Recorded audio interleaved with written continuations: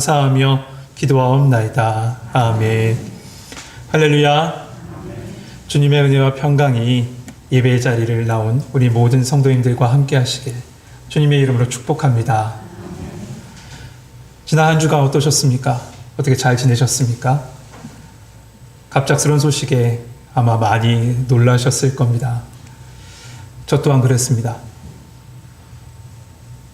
그러면서 기도가 나오는데 하나님, 11월 감사의 달, 다시 감사로라는 마음 주신 분 하나님이십니다.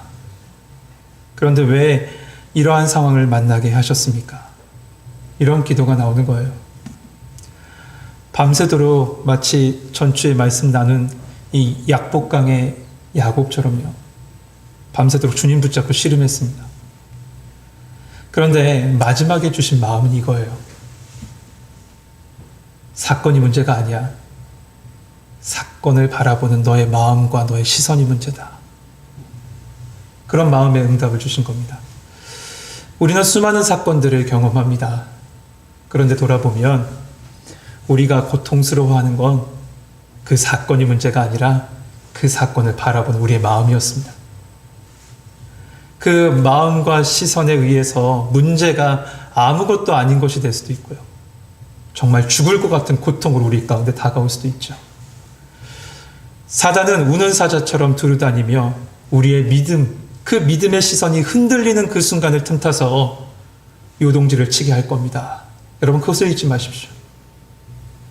모든 순간마다 여러분 사단이 틈타지 못하도록 기도와 말씀으로 우리 주님께 나아갑시다.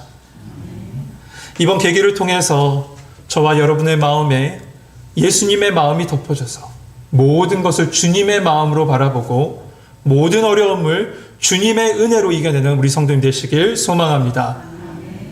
계곡이 깊으면 산이 높다라고 했습니다. 하나님께서 우리의 마음의 그릇을 더 깊게 하셔서 더 풍성한 감사로 채워주실 줄 믿습니다. 우리는 지금 이 위드 코로나 시대를 살아간다라고 합니다. 이 말은 코로나와 공존하면서 살아가야 한다는 그런 뜻이죠. 그런데 저는 개인적으로 그 말을 좋아하지는 않습니다. 우리는 이렇게 불러보면 어떨까요? 윈 코로나 위드 지저스. 윈 코로나, 코로나를 이기는 겁니다. 위드 지저스, 예수님과 함께요. 예수님과 함께 코로나를 이겨내는 겁니다. 현상적으로 보면 이제는 코로나가 더 퍼질 수밖에 없는 어떤 그런 상황이 됐습니다. 이 상황을 놓고요. 하지만 예수님과 함께 이 모든 코로나의 어려움을 이겨내는 우리 성도님 되시길 다시 한번 주님의 이름으로 축복합니다. 오늘 말씀은 11절에 기록한 것처럼 예수님께서 예루살렘으로 가실 때 일어난 사건입니다. 예수님은 주된 사역지였던 이 갈릴리 그 모든 사역을 마치시고 이제 그 갈릴리를 떠나서 유대 지경에서 6개월 동안 순회 전도를 하십니다. 그리고 마지막 최종 목적지는 바로 예루살렘입니다. 오늘 본문의 이 저자 누가는 그 예수님의 6개월간의 그 순회 전도, 그 사역을 총 10장에 걸쳐서 그렇게 기록하고 있습니다.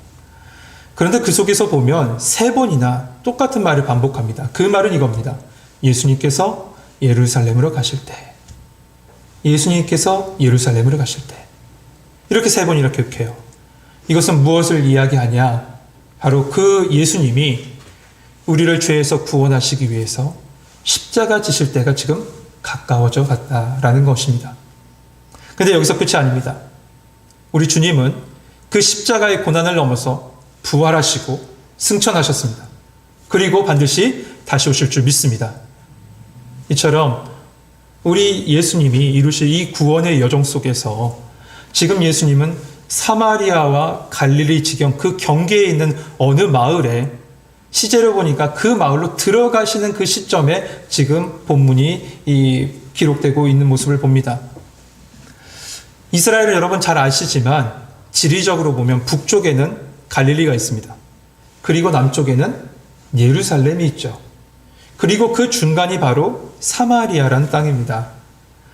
이스라엘의 중심은 누가 뭐라고 해도 하나님의 성전이 있는 예루살렘입니다. 그런데 그 예루살렘에서 멀어지면 멀어질수록 이 사람들은 누구냐?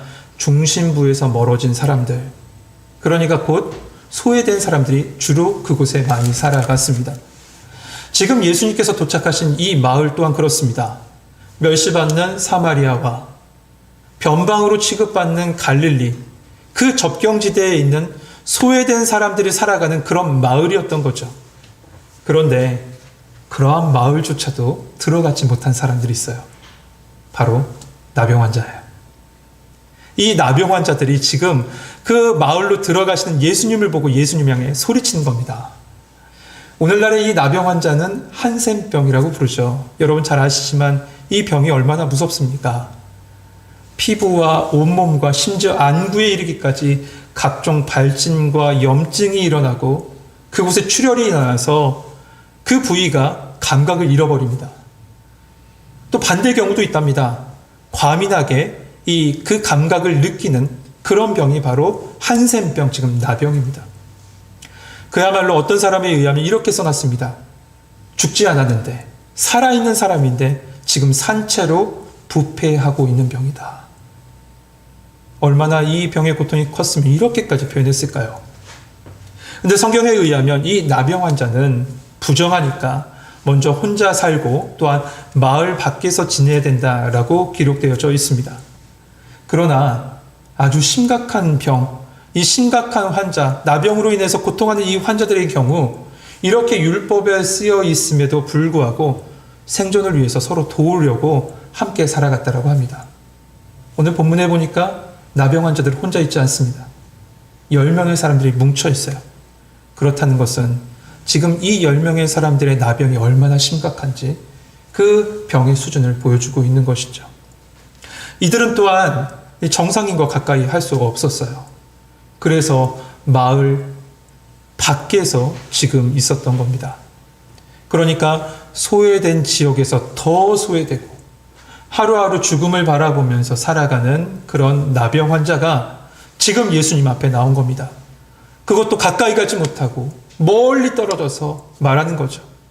그러면서 예수님께 이렇게 외칩니다. 13절 말씀 우리 같이 한번 읽어봅시다. 같이 읽겠습니다. 시작.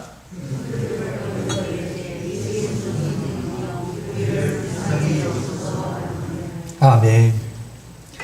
어느 책에 보니까 나병 환자는 이 소리를 내는 성대 기관도 손상을 잘 당한다라고 해요. 그래서 말하기가 참 어렵다라고 합니다. 그럼에도 불구하고 어떻게 합니까? 말씀해 보면 소리를 높여 부르짖었다라고 얘기했어요. 여러분, 이들의 간절한 외침이 지금 들리십니까? 그들의 남은 삶을 쥐어짜면서 외치는 이 소리, 예수 선생님이여 우리를 불쌍히 여기소서. 이들은 먼저 예수님을 향해서 부르짖는 자리에 먼저 서게 됩니다. 누구를 향해서 부르짖고 있습니까? 예수님을 향해서 부르짖고 있어요. 이 10명의 나병 환자가 예수님을 부를 때 이렇게 부르죠. 예수 선생님이요. 선생님 하면 보통은 헬라어로 랍비라는 뜻을 씁니다. 그 단어를 사용해요. 그런데 오늘 본문의 선생이라는 말은 이 헬라어로 보니까 에피스타타라는 단어를 씁니다. 이 에피스타타라는 단어는 랍비 혹은 가르치는 자라는 뜻을 넘어서 어떤 뜻을 가지고 있냐면 큰 사람, 능력 있는 사람, 힘 있는 사람, 고쳐줄 수 있는 사람이라는 뜻을 가지고 있어요. 그러니까 이들은 정확하게 예수님이 누구신지는 알지 못했습니다. 하지만 저분을 통해서라면 내가 나을지도 몰라. 저분은 나를 고쳐주실 수도 있어. 이런 확신 속에서 예수님을 지금 부르고 있는 거죠. 예수 선생님이여 나를 불쌍히 여기소서 하면서요. 세상으로부터 멸시받았던 이 사람들입니다. 본인 스스로도 생각하죠. 이 모든 거 나에게는 아무 힘이 없어. 나는 아무것도 할 수 없어. 그래서 예수님 앞에 나가서 이렇게 얘기한 겁니다. 나는 아무것도 아닙니다. 나는 아무것도 아닙니다. 도와주십시오. 지금 이 나병 환자, 10명의 나병 환자는 예수님 앞에 나가서 지금 외치며 고백하고 있는 겁니다. 여러분, 내 모습을 인정할 때 우리는 사람들의 시선을 넘어서 주님께 나아갈 수 있습니다. 내 모습을 인정할 때 사람들의 시선을 넘어서 주님을 부르짖을 수가 있어요. 이들은 뭐라고 예수님께 외칩니까? 불쌍히 여겨달라고 외쳐요. 불쌍히 여겨달라고요. 이 나병 환자의 간절한 외침은요, 진정으로 인간의 힘으로는 고칠 수 없다고 하는 이 불치의 병, 나병까지도 예수님은 낫게 하실 수 있는 분입니다. 믿음의 고백을 외치고 있던 것이죠. 그때 예수님께서 어떻게 하십니까? 14절 말씀에 보면 어떠한 액션도 어떠한 손짓도 없이 이렇게 말씀하세요. 가서 제사장에게 너의 몸을 보이라고요. 여러분, 레위기 14장 말씀에 따르면 나병 환자가 정결하게 되었을 때 제사장에게 나아가서 제사장을 데리고 가서 제사장에게로 데려가서 진영 밖에서 먼저 진찰을 받게 했답니다. 마을로 들어갈 수 없으니까요. 그리고 나서 나았다는 것이 딱 이 확인되면 먼저는 정결한 새 2마리를 잡고 백향목, 홍색실, 우슬초로 이 그 새의 피를 찍어서 그 치유받았던 그 사람에게 7번 뿌립니다. 그러면서 정하다라고 말해줘요. 이후에도 보면 어떤 일을 하냐면 그가 입고 있었던 모든 옷을 빱니다. 그리고 그 몸에 있던 모든 털들 다 밀어요. 또한 이 물로서 몸을 다 씻어낸 다음에 마지막으로 양을 잡아서 제사를 드립니다. 이 많은 과정을 다 거쳐가야 해요. 그런데 중요한 건 이 모든 과정이 먼저 우선이 돼야 될 것이 있는데, 필수 조건이 있는데, 이 과정보다 우선이 돼야 될 것이 있는데, 그게 바로 뭐냐? 몸이 나았을 때예요. 몸이 낫고 나서 제사장에게 확인하는 과정인 거예요. 그런데 지금 나병 환자, 지금 어떻습니까? 여전히 자신의 그 나병이 확연히 드러납니다. 몸에선 썩은 내가 나요. 몸을 둘러보면 곳곳이 다 뭉개져 있어요. 그 모습을 보면서 이 말을 들었을 때, 아니, 내가 이 상태로 지금 제사장에 가라고? 그냥 사람들 앞에서 죽으라고 하는 거 아니야? 이렇게 생각할 수도 있을 겁니다. 여러분 어떠세요? 여러분도 어떤 생각을 하셨을 것 같으세요? 이때 별 다르지 않을 겁니다. 그러나 이 10명의 나병 환자는 어떻게 생각하냐? 가서 제사장에게 너희 몸을 보이라, 이 말씀을 너희가 제사장에게 몸을 확인하러 갈 때 내가 너희를 고쳐줄 거다. 너는 믿음으로 가라. 이 말씀으로 지금 이 10명의 이 나병 환자는 들었던 겁니다. 그리고 그 길로 제사장에게 나아간 거죠. 여러분, 우리가 어떤 말씀을 딱 들었을 때 그 말씀을 듣고 확실한 증거를 딱 보면 누구나 확신을 가지고 그 일을 할 수 있어요. 왜냐? 증거가 있기 때문에. 그렇죠. 그러나 그것은 말씀에 대한 순종이 아니에요. 증거에 대한 증명이고 증거에 대한 반응일 뿐입니다. 그러면 언제 우리는 말씀에 대해서 순종할 수 있을까요? 그건 내가 처해 있는 상황보다 내게 말씀해 주시는 분이 누군지 알고 그분의 본체를 더 의지할 때 우리는 그 모든 말씀에 순종할 수 있는 겁니다. 할렐루야. 예전에도 말씀드렸지만 이 아르메니아란 곳에 대지진이 일어났습니다. 그래서 모든 건물이 다 무너졌어요. 학교 건물도 무너졌습니다. 그런데 한 아버지가 그 무너진 학교 건물로 막 쫓아가는 겁니다. 그리고 그 무너진 그 학교 건물을 맨손으로 돌들을 다 치우기 시작해요. 사람들은 위험하다라고, 이제는 희망이 없다라고, 저 상황을 보라고 어떻게 하냐고 그 아버지를 만류하지만 아버지는 끊임없이 그 돌들을 치웁니다. 이 목숨의 골든타임이 있죠. 그 골든타임이 다 지나갑니다. 그럼에도 불구하고 손이 찢어지는 고통 속에서도 그 아버지는 변치 않고 계속 돌을 치워요. 그러다가 한 큰 돌을 딱 치웠을 때 아들의 소리가 들리는 거예요. 무너진 건물 사이에 공간이 생겼는데 그곳에 무사히 아이들이 있었던 거죠. 그 아이가 자신의 이름을 부르는 아버지의 목소리를 듣자 이렇게 얘기합니다. 아빠, 내가 친구들한테 걱정하지 말라고 했어요. 우리 아빠가 내가 어디 있든지, 내가 어떠한 상황에 있든지 꼭 반드시 나를 찾으러 온다라고 약속했거든.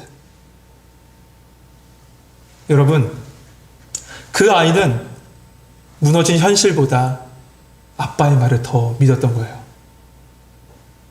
보여지는 현실보다 우리에게 말씀하시는 나의 하나님을 더 의지할 때 우리는 믿음으로 순종할 수 있는 겁니다.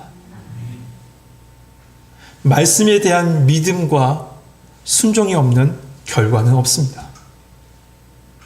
이처럼 이 말씀을 의지해서 제사장에 나간 이 10명의 나병 환자는 가는 도중에 그 모든 병을 다 치유받습니다. 낫게 돼요. 그들의 몸의 상태가 워낙 안 좋았기 때문에 그 병이 깨끗이 나았다는 건 확실하게 육안으로 다 확인할 수 있었을 거예요. 근데 중요한 건 여기서부터입니다. 인생의 최대 과제라고 생각했던 그 모든 문제가 지금 이 순간에 해결받았습니다. 이제는 모든 것을 할 수 있을 것 같아요. 지금까지 이 병 때문에 내가 못해왔던 일, 그 모든 일들을 생각하면 다 할 수 있을 것 같죠. 인생의 모든 것이 다 완성된 것 같아요. 그런데 그 순간에 이 10명의 나병 환자는 두 그룹으로 나눠집니다. 첫 번째, 자신이 가고 싶은 길로 가는 9명의 사람들이 있었어요. 이 사람들은 방금 전에 말씀드린 대로 이것만 해결받으면 내가 모든 것을 할 수 있다 라고 생각했던 사람들이죠. 그러나 이들은 한 가지를 모르는 사실이 있었습니다. 그것은 뭐냐면 현실이라는 게 한 가지 문제가 끝나면 또 다른 문제가 다 기다리고 있다는 사실 말이에요. 그래서 우리는 끊임없이 기도하는 겁니다. 계속 기도하는 거죠. 지금 고침받은 이 9명의 모습은 인생의 모든 문제가 해결받는 사람처럼 그렇게 있지만 그것이 아니죠.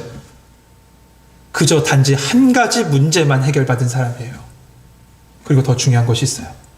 그들은 인생의 근본적인 문제, 죄의 문제를 해결받지 못하는 그저 죄인일 뿐입니다.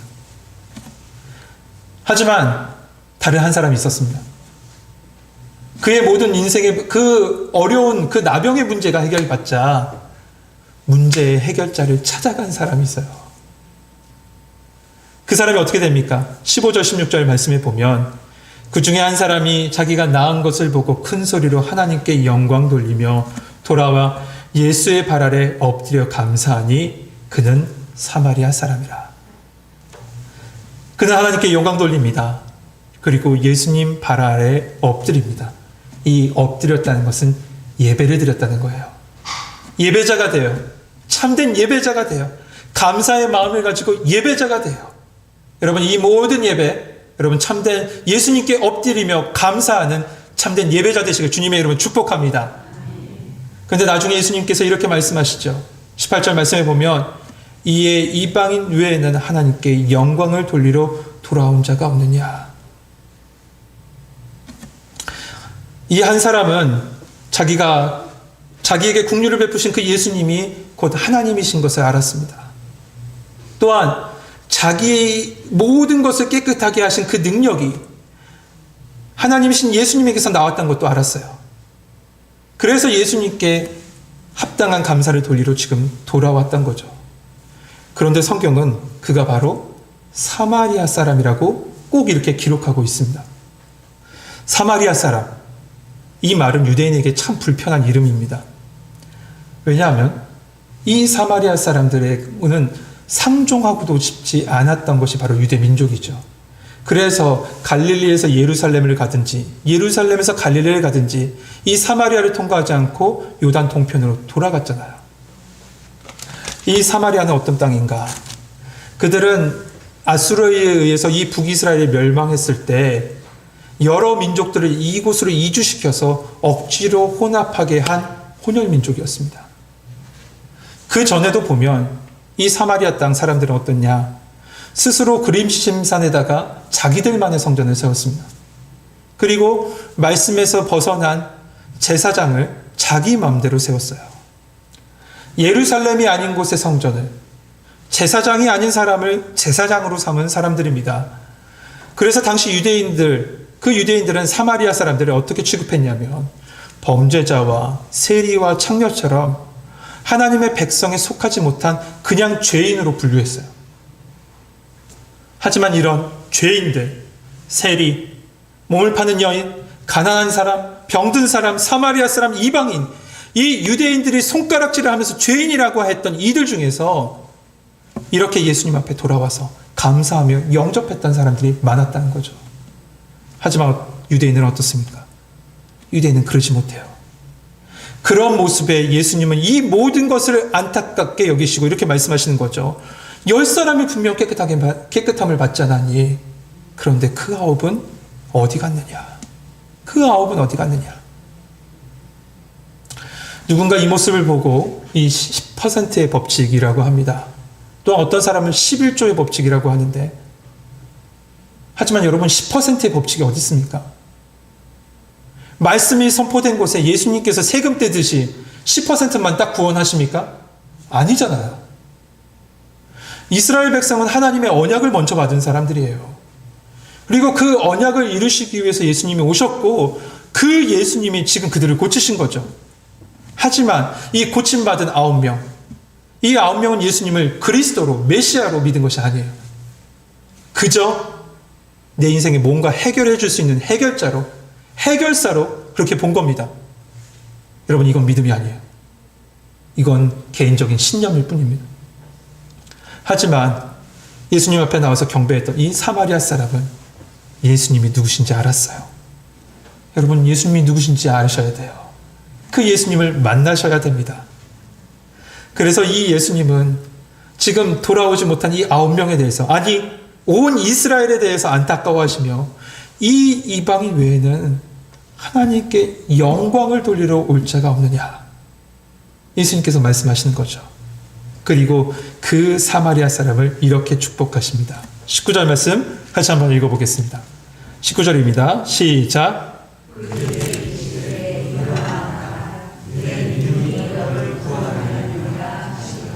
아멘. 요한복음 1장에 보면 이 모습이 분명히 보여집니다.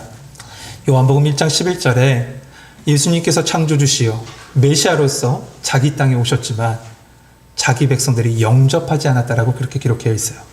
하지만 이어지는 말씀이 뭐라고 합니까? 12절 13절에 보면 영접하는 자, 곧 그 이름을 믿는 자들에게는 하나님의 자녀가 되는 권세를 주셨으니 이는 혈통으로나 육정으로나 사람의 뜻으로 나지 아니하고 오직 하나님께로부터 난 자들이니라. 사마리아 사람은 유대인이 아닙니다. 언약을 먼저 받은 사람도 아닙니다. 하지만 예수님이 누구신지 알고 누구신지 깨닫고 예수님을 영접하자 그는 구원의 축복과 함께 하나님의 자녀가 되는 축복을 얻습니다. 할렐루야. 이제 한번 말씀을 전체를 한번 정리해 보죠. 처음에 나병 환자들, 그 모든 10명의 나병 환자는 다 같은 자리에 있었어요.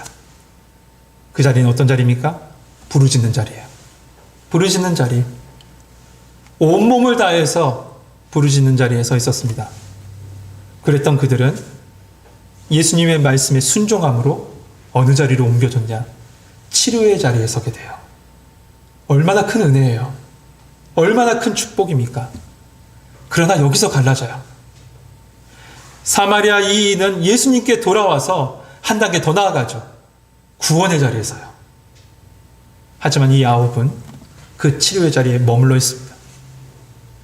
구원받고 예수님과 동행하는 사람이 아니라 그저 나병이라는 문제를 해결받는 그 옛사람, 죄인의 상태로 그냥 있는 겁니다. 사랑하는 성도 여러분, 우리는 어찌 보면 우리의 우리 육을 생각할 때 우리 모두는 나병 환자의 모습과 같습니다. 영혼은 살아있습니다. 하지만 죽음과 사망이라는 치명적인 병으로 말미암아 하루하루 고통 속에 살아가죠. 하지만 예수님께서 이 모든 병을 십자가에서 치유하셨고 우리를 이 병에서 해방시켜 주셨습니다. 할렐루야. 근데 중요한 건 그 예수님을 진실로 믿냐는 거죠. 신념으로 예수님을 받아들이냐, 정말 진실로 예수님을 믿느냐, 그리고 그 구원의 은혜, 그 감격 속에서 매일매일 살아가고 예배하고 있느냐, 지금 이 순간에도 그 구원의 감격 속에서 지금 예배하고 있느냐는 겁니다. 주님은 말씀을 통해서 우리에게 말씀하십니다. 모든 성도들, 믿음으로 감사의 자리를 나가라. 믿음으로 예배의 자리에 나가라. 믿음으로 나를 만나는 자리에 나가라. 구원의 은혜와 감격 속에 말이죠. 지금은 비록 우리가 죄로 인해서 고통과 슬픔이 끊어지지 않는 이 세상 속에 살아갑니다. 하지만 곧 슬픔도 눈물도 고통도 없는 우리 모두는 하나님의 나라로 갈 줄 믿습니다. 하지만 분명히 이 땅에서 남겨진 시간이 있어요. 이 땅에서의 남겨진 시간. 여러분 그 시간 어떻게 사용하시겠습니까? 이 땅에서 우리에게 허락하신 그 남겨진 시간을 어떻게 사용하시겠습니까? 범죄 심리학자 소퍼라는 사람이 있습니다. 그 소퍼라는 사람이 이 교도소와 수도원을 갖다 비교했습니다. 이 교도소와 수도원을 비교해서 교도소에 있는 범죄자들과 이 수도승들을 비교한 거죠. 이들의 공통점은 한 가지입니다. 갇혀 있다는 거예요. 폐쇄된 공간에 있다는 거죠. 한정된 공간에 있다는 거예요. 하지만 한 사람은 내가 나가기만 해봐라. 가만히 안 놔둘 거야. 복수에 불 끓고 있는 사람이 있는가 하면 다른 한쪽에 있는 사람은 나는 죄인입니다. 나는 죄인입니다. 하나님의 주신 은혜로만 살 수밖에 없는 죄인입니다. 믿음의 고백을 하며 감사하며 살고 있다는 거예요. 똑같이 갇힌 공간입니다. 똑같이 폐쇄된 공간입니다. 그러나 한 사람은 불평하고 있고 한 사람은 감사하고 있습니다. 똑같이 이 세상을 살아갑니다. 여러분 어떻게 사시겠습니까? 여러분 지금 어떻게 살고 계십니까? 여러분, 나를 구원하신 그 예수님께서는 하루하루 믿음과 감사를 통해서 살아가기를 원하십니다. 우리 주님의 자녀들이 믿음과 감사를 통해서 살아가기를 원하세요. 그리고 나에게 말씀하시죠. 우리에게 오라고 예수님께서 나에게 오라고 말씀하시면서 이렇게 얘기하십니다. 내가 너의 인생 가운데 더 큰 축복을 채울 거니까 그 순간을 기대하며 나에게 오라고요. 예배를 통해서 나에게 오라고. 우리 주님은 지금 이 예배, 이 자리에서 주님을 찾아오는 성도들을 기다리고 계십니다.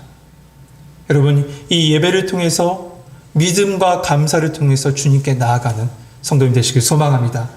우리를 기다리신 그 예수님께서 여러분 가운데 더 큰 감사로 채우시고 그 감사의 자리에서 하나님께 영광 돌릴 수 있는 여러분의 삶 만들어 주실 줄 믿습니다. 기도하겠습니다. 사랑이 많으신 하나님, 우리로 감사의 말씀, 믿음으로 감사의 걸음을 걸어가는 모습을 보게 하시니 감사합니다. 하나님, 우리는 내 삶에 작은 문제가 해결됐을 때만 감사합니다. 그리고 그것이 전부인 줄 알고 살아가지만 우리 인생의 근본적인 문제를 해결하신 그 예수 그리스도의 십자가 은혜를 매번 감사하며 그 감격 속에 예배의 자리, 우리에게 더 큰 은혜로 채우실 그 주님께 나아갈 수 있는 저희들 될 수 있도록 도와 주옵소서. 예수 그리스도의 이름으로 감사하며 기도하옵나이다. 아멘.